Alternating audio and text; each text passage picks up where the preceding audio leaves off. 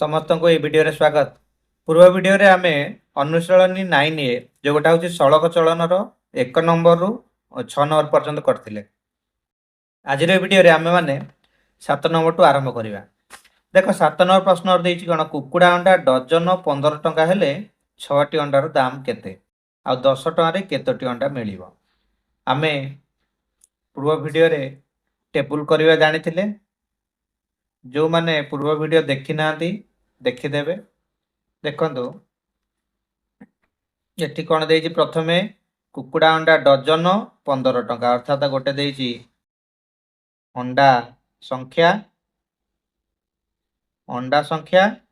x आउ तार under मूल्य बा दाम y एटा 7 नंबर। तेणु करी प्रथमे आम नवा अंडा संख्या x रे आ तार दाम नवा y रे। से कहला डजन 15 टंका अर्थात डजन माने केते आमे जानि जदि गोटे डजन होची 12 ताले x1 होची 12 टी अंडा y1 होची केते टंका ना 15 टंका। त डजन को 15 टंका अर्थात 12 टा को 15 टंका। सेही परी x2 केते देइची 15 टंका ले 6 टी अंडार दाम केते x2 होची 6 एटी दाम पचारची y2 केते बाहर करिया को कहि। आउ पुणी कौन कही आउ कही 10 टंका रे केतोटी अंडा मिलिबो अर्थात एटा को जदि आमे y2 नबा 10 ताले x2 केते 50। प्रथमे x1 y1 x2 y2 नेकी करिबा आर मूल्य बाहर गेला परे पुणी एटा को x1 y1 और एटा को x2 y2 नै करिबा। ताले देखो आमे जानिचो सूत्र एटा जेहेतु सड़क चलन अंडा बढ़िले दाम भी बढ़िबो तेणु करी एटा सड़क चलन सेथि लागि हमर सूत्र पकेबा x1 by y1 is equal to x2 by y2 एटा होची सड़क चलन रो सूत्र। एटी x1 रो मूल्य केते 12 विभक्त को y1 रो मूल्य होची 15 इज इक्वल टू x2 रो मूल्य 6 विभक्त को y2 रो मूल्य बाहरिबो। ताले आमे जानिथिले एई परी इक्वेशन हैला परे आमे कोन करिबा वज्र गुणन कर दबा 12 रे y2 जेउटा बाहरिबो सेटा प्रथमे गुण दबा y2 गुणन 12 y2 गुणन 12 इज इक्वल टू 6 गुणन 15 आको गुणीबानी एमति रखि देइतिबा काटी दबा ताले y2 रो मूल्य केते हबो ना 6 गुणन 15 विभक्तक 12 12 एटी गुणा आइछि y2 सहित समान एपटुक आसियो माने हरा हबो तेणु करी एटी काटी देले 6 दुने 12 ताले 15 विभक्तक 2 हबो 15 विभक्तक 2 को काटी देले 2 7 14 1 10 10 में पकेले 10 2 5 10 अर्थात 7 टंका 50 पैसा हबो बा 7 टंका 50 पैसा 6 टी अंडार मूल्य हबो 7 टंका 50 पैसा। एबे एटा को x1 y1 आ एटा को x2 y2 नै करिवा सेही परी से कहिछि 10 टी बा 10 टंका रे केतोटी अंडा मिलिबो ताले एठी x1 by y1 is equal to x2 by y2 नबा एठी x1 रो मूल्य होछि 12 विभक्त को y1 रो मूल्य 15 is equal to a x2 रो मूल्य बाहरिबो विभक्त को y2 रो मूल्य केते देइछि ए x2 रो मूल्य बाहरिबो विभक्त को y2 रो मूल्य केते देइछि 10 ताला हम एठी नेले x2 विभक्त को 10 नेले।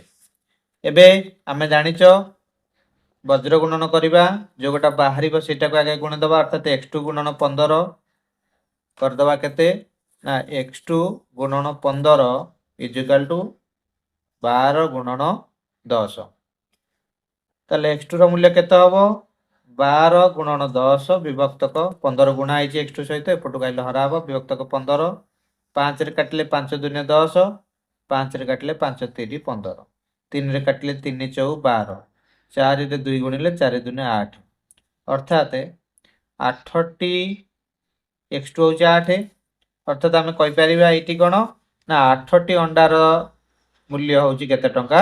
10 ଟଙ୍କା। 8ଟି ଅଣ୍ଡାର ମୂଲ୍ୟ ହେଉଛି 10 ଟଙ୍କା ହେବ। ସେହିପରି 8 ନମ୍ବର ଦେଇଛି କ'ଣ? 8 ନମ୍ବର ଦେଇଛି 15 କିମି ବସ୍ରେ ଯିବା ପାଇଁ 2 ଟଙ୍କା 25 ପଇସା ଭଡ଼ା ଲାଗେ। ତାହେଲେ ଟେବୁଲଟି କରିବା। କ'ଣ ଦେଇଛି? କିଲୋମିଟର ଆଉ ଭଡ଼ା ଦେଇଛି। ତାହେଲେ କିଲୋମିଟରକୁ x ନେବା ଆଉ ଭଡ଼ା କିଲୋମିଟର ପିଛା ଭଡ଼ାକୁ y ନେବା। ତାହେଲେ x1 କେତେ ଦେଇଛି? x1 ଦେଇଛି 15 କିମି। କେତେ କିମି? 15 କିମି। 15 ଦେଇଛି x1। y1 କେତେ ହେବ? y1 କହିଛି ଯିବା ପାଇଁ 2 ଟଙ୍କା 25 ପଇସା ଭଡ଼ା ଲାଗେ, ଅର୍ଥାତ୍ 2 ଟଙ୍କା 25 ପଇସା। 2 ଟଙ୍କା 25 ପଇସା। ସେହିପରି ସେ କହିଲା 80 କିମି ଯିବାକୁ, ଅର୍ଥାତ୍ x2 ହେଉଛି କେତେ? 80 କିମି ଯିବାକୁ ବାଟ ଯିବାକୁ କେତେ ଭଡ଼ା ପଡ଼ିବ? କେତେ ଭଡ଼ା? ଅର୍ଥାତ୍ y2 ବାହାରିବ। ଆମେ ଜାଣିଛନ୍ତି ଏ ଯେଉଁ 2 ଟଙ୍କା 25 ପଇସା ଆକୁ ସମୁଦାୟ ପଇସା କରିଦେଲେ କେତେ ହେବ? ନା 225 ପଇସା। ତାହେଲେ ଏଇଟା ପଇସାରେ ବାହାର କରିଦେଲେ ଆମକୁ ସୁବିଧା ହେବ। ଏହାକୁ କରିଦେବା 225। 2 ଟଙ୍କା 25 ପଇସାକୁ 225 ପଇସାରେ କରିଦେବା, ଅର୍ଥାତ୍ 15 କିଲୋମିଟର ଯିବାକୁ 225 ପଇସା ଲାଗୁଛି ଆମେ କହିପାରିବା। ତାହେଲେ ଏଠି ସୂତ୍ର ପକେଇବା, କିଲୋମିଟର ବଢ଼ିଲେ ପଇସା ମଧ୍ୟ ବା ଭଡ଼ା ବଢ଼ିବ। ତେଣୁକରି ଏଇଟା x1 by y1 is equal to x2 by y2 ସଳକ ଚଳନର ସୂତ୍ର ପଡ଼ିବ। x1 ର ମୂଲ୍ୟ ହେଉଛି କେତେ? 15 ବିଭକ୍ତକ y1 ର ମୂଲ୍ୟ କେତେ? 225 ପଇସା ଇଜିକାଲ୍ ଟୁ x2 ର ମୂଲ୍ୟ କେତେ? 80 ବିଭକ୍ତକ y2 ର ମୂଲ୍ୟ ବାହାରିବ କେତେ ପଇସା ପଡ଼ିବ ବାହାରିବ। ଏଠି ଆମେ ବଜ୍ରଗଣନ କରିବା, y2 ଗୁଣନ 15 ଇଜିକାଲ୍ ଟୁ 80 ଗୁଣନ 225। ତାହେଲେ y2 ର ମୂଲ୍ୟ କେତେ ହେବ? ନା 80 ଗୁଣନ 225 ବିଭକ୍ତକ 15। ଆମେ ଜାଣିଛନ୍ତି 15ରେ 15 ଗୁଣିଲେ ହେବ କେତେ? 225।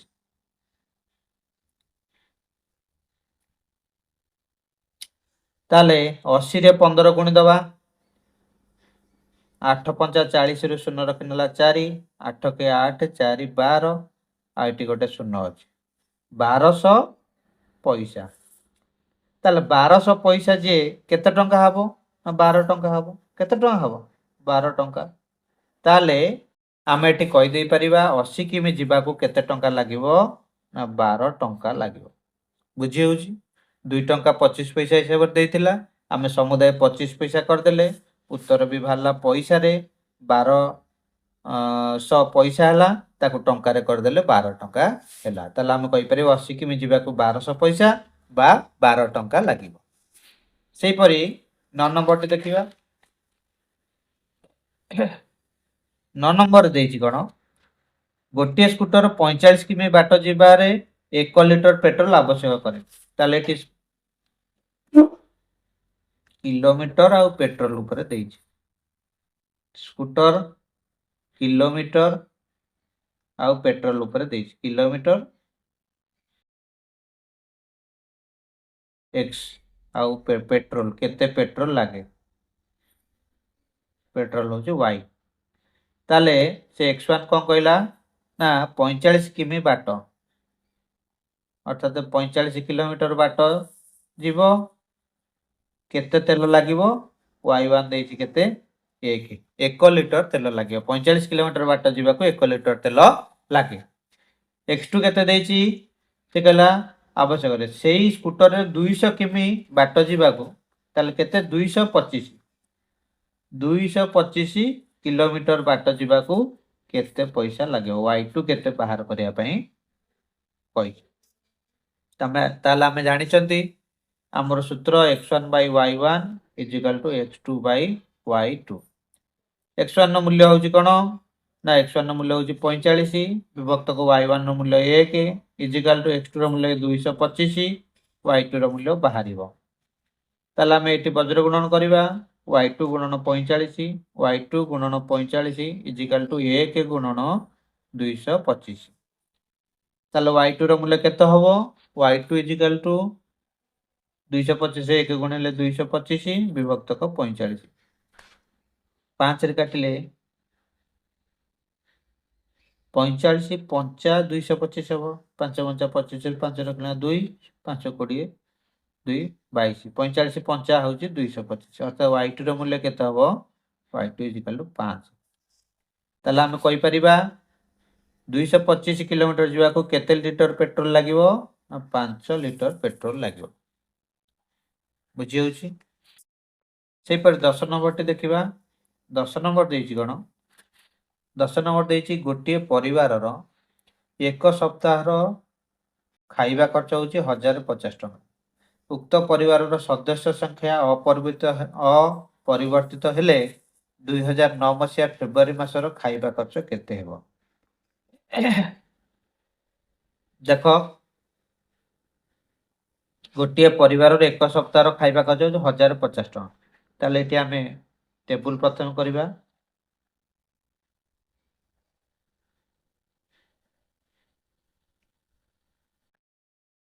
ଠିକ କହିଲା, ଗୋଟିଏ ପରିବାରର ଏକ ସପ୍ତାହର ଖାଇବା ଖର୍ଚ୍ଚ।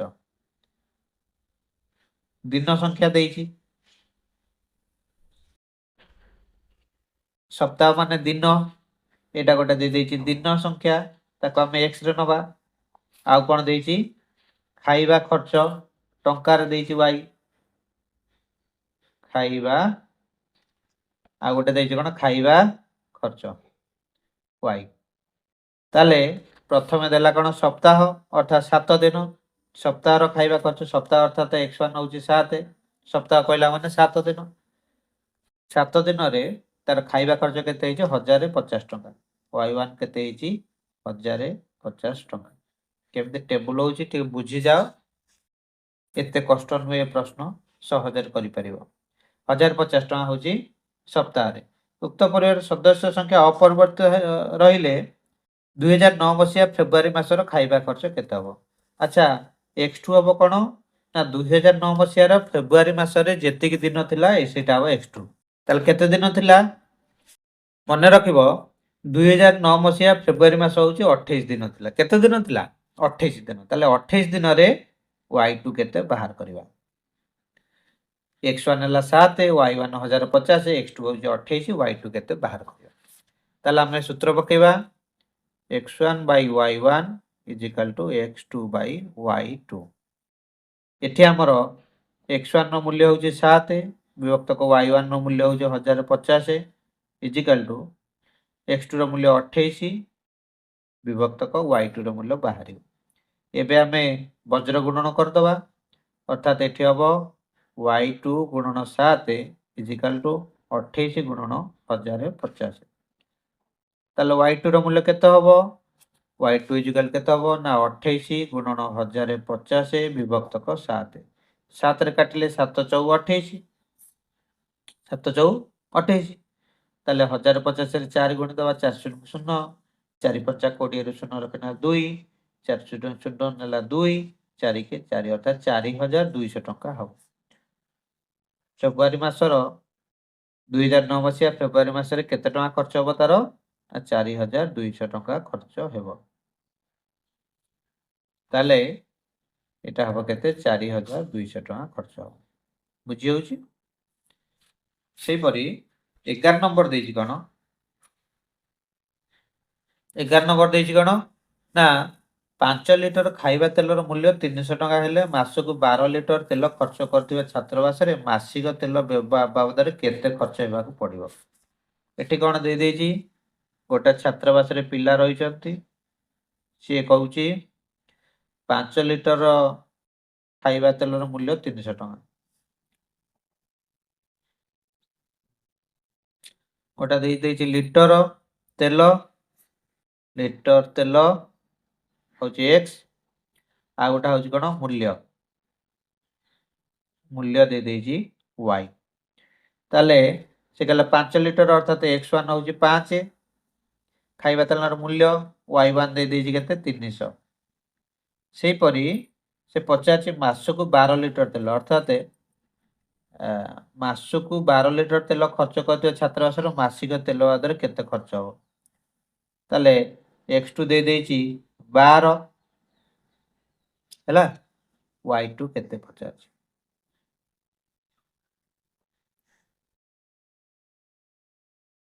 5 लिटर खाइबा तेल मूल्य 300 टंका ताले गोटे मासरे 12 लिटर खर्च हैला तार मूल्य केते टंका हबो पचार ताले आमे जानिचंदी तेल लिटर बढ़िले मूल्य बढ़िबो तेणुकर यह हूँ सड़क चलन अर्थात x1 by y1 is equal to x2 by y2 x1 मूल्य हूँ 5 y1 मूल्य हूँ 300 इज इक्वल टू x2 मूल्य हूँ 12 y2 मूल्य बाहर ताले एठी आमे कोन करबा वज्र गुणन करदबा y2 सहित 5 को y2 गुणन 5 इज इक्वल टू 12 गुणन 300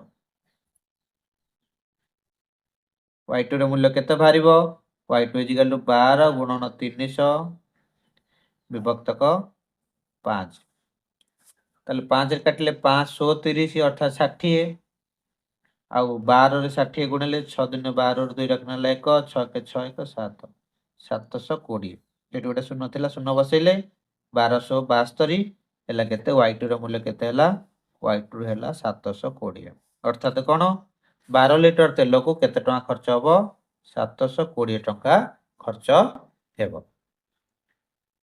एबे 12 नंबर बा शेष नंबर प्रश्नटी देखिबा शेष नंबर प्रश्न देइ गण 50 टी खबर कागज बिकिले जणे विक्रेता 18 टका कमिशन पाए ताले सी कहिछि कोन खबर कागज संख्या आ गोटा कमिशन कोन देइछि ना खबर कागज संख्या संख्या होछि x आ गोटा देइछि कोन कमिशन कमिशन को कोन देइछि y अर्थात x1 केते केतटी खबर कागज ना 50 टी खबर कागज बिकिले x1 होछि 50 50 टी खबर कागज बिकिले केते टका कमिशन पाउछि y1 होछि 18 टका 50 टी खबर कागज बिकिले जणे विक्रेता 18 टका कमिशन पाते से केतटी खबर कागज बिकिले अर्थात x2 केते 50 केतटी खबर कागज बिकिले 54 टका कमिशन पाइबे y2 दे देछि केते 54 आउ कोन देछि 300 टी खबर कागज बिकिले त केते कमिशन मिलिबो पुनी दे देछि कोन ना x2 दे देछि 300 300 टी खबर कागज बिकिले y2 केते 50 केते टका कमिशन पाइबे ताले एठी हमर जेते अधिका खबर कागज बिकिबे सेते अधिका कमिशन पाइबे तेन कर या होछि सड़क चलन एटी x1 by y1 is equal to x2 by y2 सूत्र पड़िबो x1 न मूल्य केते 50 विभक्तक y1 न मूल्य होछि 18 इज इक्वल टू x2 रो मूल्य बाहरिबो डिवाइडेड बाय y2 रो मूल्य केते 54 एठी हम वज्र गुण करदबा x2 गुणन 18 x2 गुणन 18 इज इक्वल टू 50 गुणन 54 होबो ताले x2 रो मूल्य केते होबो ना 50 गुणन 54 विभक्तक 18 ताले 18 को 54 काटो 18 3 54 50 को 3 गले 50 3 5 3 15 150 हो अर्थात x2 रो मूल्य केते हला 150 ताले हम कहि परिबा 150 टी खबर कागज जेतले से बिकिबे ताहले जाय कि 54 टका कमिशन पाइबे से पर 300 टी खबर कागज बिकिले केते टका कमिशन पाइबे आमे x1 by y1 x2 by y2 कर दबा